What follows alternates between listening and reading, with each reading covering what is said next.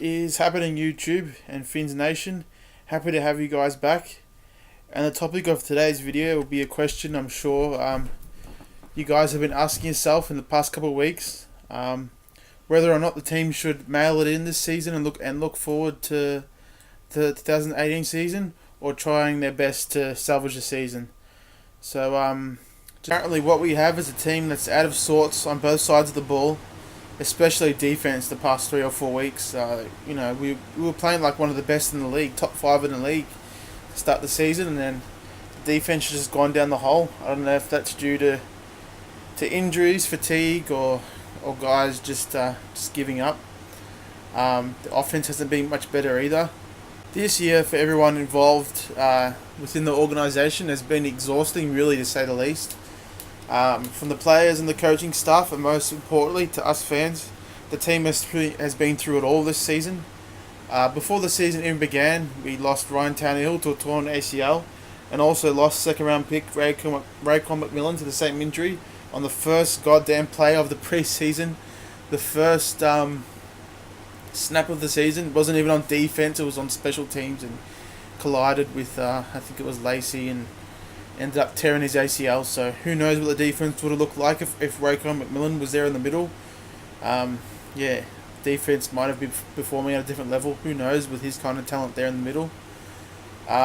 Honestly, the season was doomed from then on when perennial loser Jay Cutler was brought in to be Ryan Tannehill's replacement. Signed him to a $10 million contract, which I thought was just way too much. The most we should have given him was maybe 6, but signing him to 10 mil, you knew that he was going to be a starter, and Matt Moore was going to be shoved off to the side like he has for most of his Dolphins career. We were all hoping that somehow Cutler would play at a similar level to Tannehill and lead the team to the playoffs. But early on, it was clear as day that Cutler wasn't the guy to lead the team to a winning record, and the guy clearly isn't a leader, and his attitude and demeanor just completely suck, and he doesn't resemble a quarterback at all.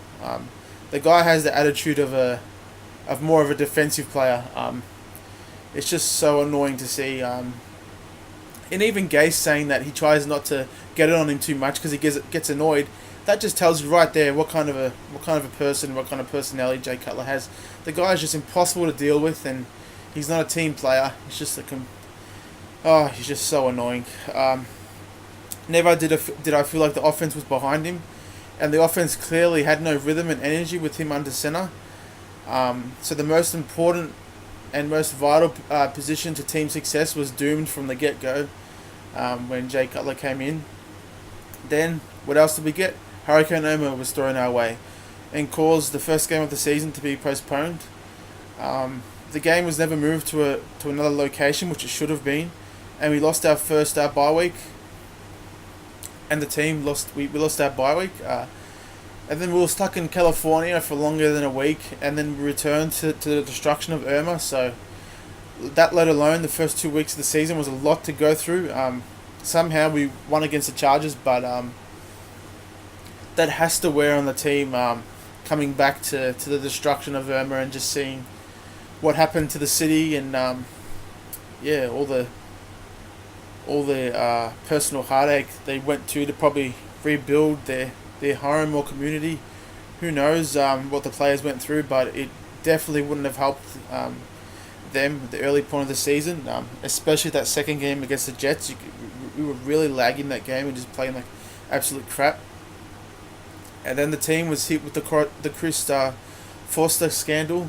The offensive lineman coach, his video being leaked of him snorting cocaine. So that was another scandal to deal with. Then one of the most important players on the team, Jay Ajayi, was traded to the Eagles for a 4th round pick, completely out of the blue. This was an obvious message by Gase for the players to get in line and do things the way he wants, otherwise they'll be gone. But I really didn't think we went about it the best way. I think we really could have got much more value back for Jay Ajayi, but a 4th round pick isn't bad, but that really didn't help the team. Really hasn't helped us since. The Ajayi trade clearly hurt the team. as we haven't won a game since, and the identity on offense has really just been all over the place. Um, our identity, with Ajayi was to run the ball and get the run game going and keep the defense off the field and keep the clock running and setting up play action and getting the passing game going over the middle. But that really hasn't happened since Ajayi's been gone. And then also, Jarvis Landry was dealing with a domestic violence allegation. That was later dropped, but that was another distraction that weighed on that weighed on Landry and the team and Gase. So there was another thing we had to deal with. So what do all these distractions and scandals have to do with the team mailing it in this season, or trying our absolute best to have the best possible record at the end of the year? I truly believe that all these things have contributed to the current state of the team. I really feel like a lot of guys are worn out, and just all these scandals have really just piled up and are weighing on the coaching staff and the players. What we have now is a 4-7 record, which honestly, in my opinion, if it was like a 2-9 record, I have no idea how we have 4 wins. It really doesn't feel like we're a 4-win team. And a defense that is an absolute mess at the moment, and an offense that really hasn't played at a competent level consistently all year. I feel like Matt Moore, he gives us a much better chance than Cutler for success, but we all know that Moore has limitations, and he won't be leading us to any kind of playoff success this year, so there's that to take into consideration. Looking at the rest of the season, realistically, the only winnable games I see on the schedule are this week against the Broncos and maybe one of the Bills games. That would leave us with a 6-10 record, or maybe a 7-10 record if we can 7-10 record if we can win both the Bills games. But even that, leaves us completely out of playoff contention and leaves us with a likely a top 10 draft pick, which isn't a bad thing looking to next season. With all these points in mind, I think the answer to my question that I asked at the beginning is obviously yes. We should put this season away and look to the 2018 season. We've got much more to look forward to next season. We'll have an opportunity to fix the flaws that we've all seen out there on the field. We'll have an opportunity to get some awesome impact players in the draft. I've already been looking at some tape of guys and doing some mock drafts with FanSpeak and things like that. And depending on where we pick in the top 10 or low teens, we can really get some impact players in the first, second, and even third round. We'll really be able to look to evaluate our roster as a whole and make the moves necessary to clear up cap space, and also re-signing the heartbeat of this team, my favourite player, Jarvis Landry. I really can't stress enough how important it is to re-sign that guy. He's just such a solid individual, not just on the football field, but the guy, his personality is just rock solid. You can just tell that he knows how to get guys going. He mentors guys like Devontae Parker and Carew. He shows them how to get things done. The guy is just such a talented wide receiver. I really think he's the best slot receiver in the league, next to Edelman. But it's just so important that we re-sign Landry. It'll be a massive loss if we lose him. It's just going to impact the team in a huge way.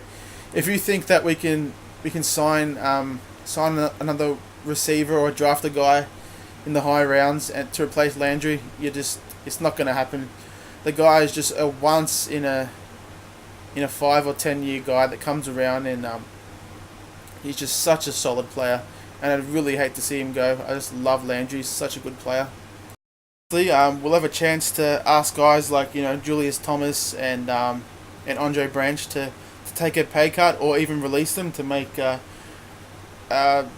make more cap space, and we can also get Ndamukong Suh to restructure his contract. That's an absolute must because he's a $24 million cap hit if he stays on the books for the same salary next year. So definitely have to get him restructured, and that will allow us to have cap space to sign players that we desperately need out there on the field. Desperately. There's still a lot of football to be to be played. 5 games left in total, and obviously, you want the guys to play hard for each other and the coaching staff, but we all know that this will be a losing season and a lost, wasted 2017 season. There's just way too many burdens these guys have been laid on their shoulders. Beginning with the start of the season with injuries and hurricanes. It's just too much to ask of the coaching staff and the guys to pull this season around and maybe get into the playoffs with a wild card seed. But I really don't see any point of striving for a winning record this season. We just have to look forward to next season. With Tannehill coming back, he's our best hope. Or we could draft a quarterback, but I really don't see us drafting a quarterback. Everything is pointed to Tannehill being the guy next year.